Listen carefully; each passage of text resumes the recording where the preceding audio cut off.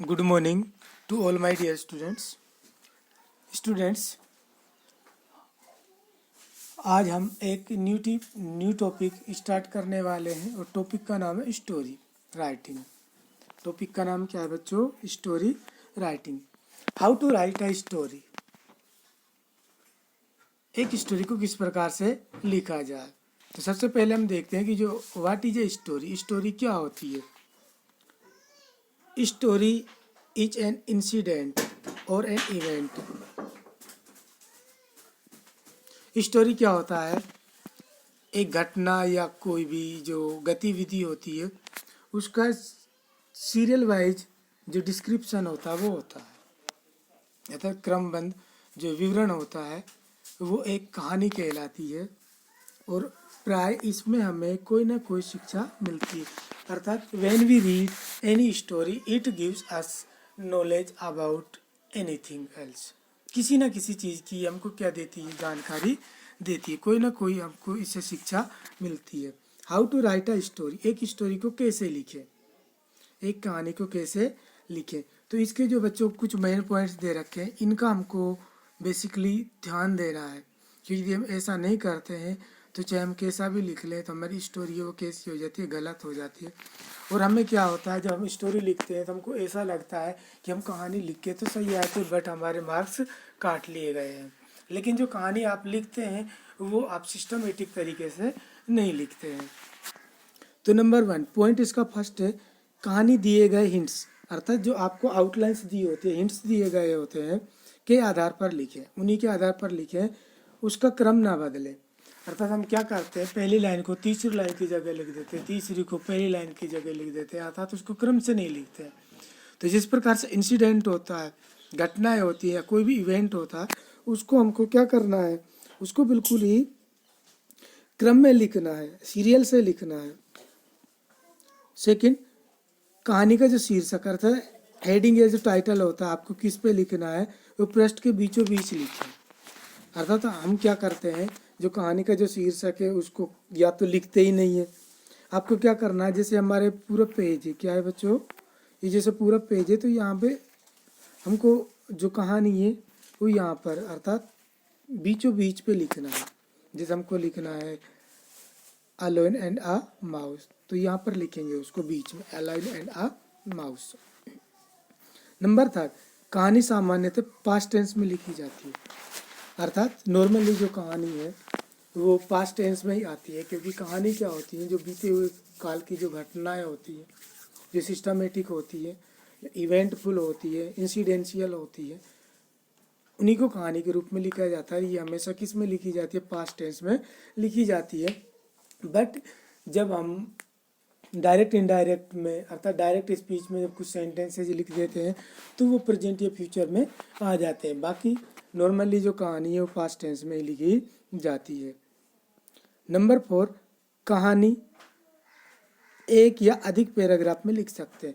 हम क्या करते हैं, कहानी को एक ही पैराग्राफ में लिख देते हैं, बट हम जो कहानी है उसको पैराग्राफ चेंज करके भी लिख सकते हैं। जैसे ही कोई इवेंट है उसकी थोड़ी सी समाप्ति होती है, नई इवेंट शुरू होती है, तो हम उस जगह क्या कर सकते हैं, हम पैराग्राफ चेंज कर सकते हैं। नंबर 5, कहानी के वाक्य छोटे, अर्थात जो कहानी हम लिखते हैं उनके जो सेंटेंसेज होते हैं वो कैसे होने चाहिए? चाहे छोटे हों बट इफेक्टिव हों, कैसे हों? प्रभावी हो, और व्याकरण की दृष्टि से कैसे हो? ग्रामेटिकली हो। ये बात हम आपको बार बार बोलते हैं कि आप जो वर्ब का सही सिलेक्शन नहीं करते हैं, और सही सिलेक्शन नहीं करते तो आपकी जो कहानी है वो कैसी हो जाती है? वो अर्थ का अनर्थ हो जाता है। तो आपको ग्रामेटिकली जो कहानी है वो ग्रामेटिकली लिखनी है, चाहे सेंटेंस स्मॉल हो, छोटे हों, बट कैसे होने चाहिए? इफेक्टिव होने चाहिए। नंबर 6, कहानी की स्पेलिंग सही होनी चाहिए, अर्थात जो कहानी है आप लिख रहे हैं उसमें जो आप स्पेलिंग्स का यूज कर रहे हैं वो कैसी होनी चाहिए? सही होनी चाहिए, करेक्ट होनी चाहिए। आप मिसस्पेल्ड वर्ड बहुत ज़्यादा कर देते हैं, तो जब एक ही कहानी में आप 10 से 5 गलतियाँ कर रहे हैं तो उस कहानी में आपको मार्क्स बहुत ही कम मिलते हैं। नंबर 7, हिंट्स या आउटलाइन में वर्ब के साथ प्राय ऐसे ये जुड़ा होता है, अर्थात जब आपको आउटलाइन से हिंट्स दी जाती है वो प्रेजेंट टेंस में दी जाती है। किस में दी जाती है बच्चों? प्रेजेंट टेंस में। लेकिन जब आप कहानी को आउटलाइंस के अनुसार लिखते हैं तो आपको प्रेजेंट को पास्ट में बनाकर लिखना होता है। तो आपको वहाँ से एस या ई एस हटाकर वर्ब की फर्स्ट फॉर्म का यूज, फर्स्ट फॉर्म लगानी चाहिए, समझनी चाहिए। तत्पश्चात आवश्यकता के अनुसार आपको फर्स्ट, सेकंड, थर्ड या हेल्पिंग वर्ब से डिड, वाज, वर, हैड इनका यूज करना चाहिए। नंबर 8, कहानी समाप्त होने के बाद लाइन छोड़कर कहानी का मोरल लिखें। अर्थात जब भी कोई भी कहानी एंड होती है, ठीक है, तो उसके बाद में हमें कहानी से क्या शिक्षा मिली, क्या एजुकेशन प्राप्त हुई, तो उसको हमको एक मोरल में लिखना होता है। तो हम क्या लिख देंगे, नीचे मोरल लिख देंगे। और ये याद रहे जो कहानी की समय सीमा है, शब्द सीमा है, अर्थात वर्ड लिमिटेशन है, वो 50 to 70 वर्ड्स होनी चाहिए। तो ओके स्टूडेंट्स, आपको ये सारी चीज़ें समझ में आ गई होंगी। ये जो सारी चीज़ें वो आपको HW में करना है, इनको लिख लेना है और इनको याद करना है।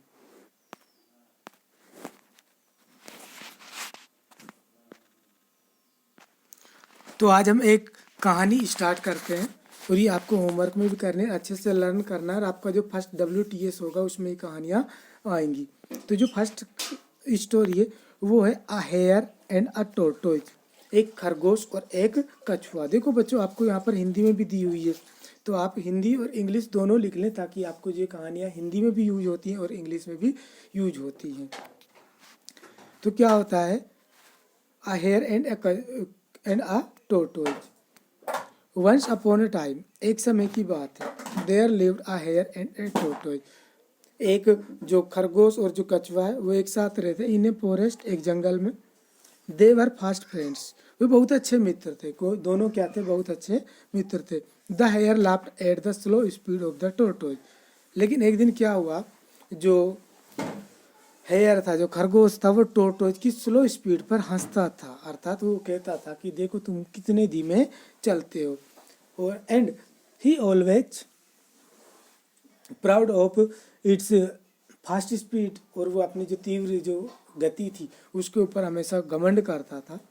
वंस, एक बार क्या होता है, they decided to run a race. वे दोनों एक रेस दौड़ने का निश्चय करते हैं। तो जो टोर्टोइज है वो कहता है कि चलो अच्छी बात है, मेरी जो स्पीड है वो कैसी है, स्लो है, लेकिन ऐसा करो तुम मेरे साथ रेस करो। क्या करो, रेस करो, देखते हैं दोनों में से कौन जीतता है। दे स्टार्टेड, तो उन्होंने उनकी जो यात्रा थी, अर्थात उनकी जो दौड़ थी, उनकी जो चैलेंज था उसको स्टार्ट किया। The hare ran fast, ran fast. अब जो खरगोश था वो तो बहुत तेज दौड़ा।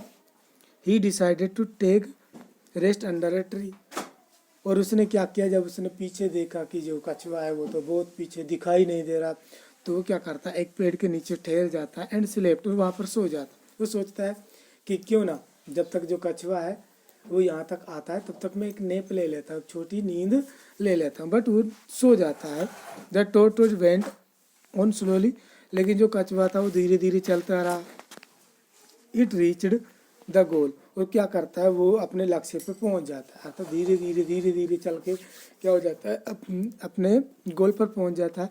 लेटर, और बाद में द हेयर, वो कब, अब जो जो खरगोश है उसकी नींद खुली, वो जागा। एंड रेन फास्ट, और बहुत तेज दौड़ा, बट लॉस्ट द रेस, लेकिन वो ये रेस हार गया। The tortoise one the race, और इस रेस को किसने जीत लिया, टोर्टोइज ने जीत लिया। तो इससे इसका जो मोरल है, इससे हमको जो शिक्षा मिलती है, स्लो बट स्टेडी, धीमा लेकिन निरंतर, विंस द रेस, हमें रेस जिताती है। अर्थात हम क्या करते हैं, हम अपने आप पे प्राउड करके किसी भी कार्य को बहुत तेज गति से करने का प्रयास करते हैं, उसमें हम जल्दबाजी कर जाते हैं या कुछ ऐसी गलतियां कर जाते हैं। हमें जो भी कार्य करने चाहिए चाहे धीमी गति से करें, बट हमको स्टेडली अर्थात स्थिरता से और निरंतरता से करने चाहिए, ताकि हमें जो रास्ते में जो परेशानियां आए उनको हम सोल्व कर सकें। तो यही जो कहानी है आपको हिंदी में भी दी गई है, तो आपको हिंदी और इंग्लिश दोनों में इनको लिख लेना है। तो आज के लिए इतना ही। Have a good day, good bye.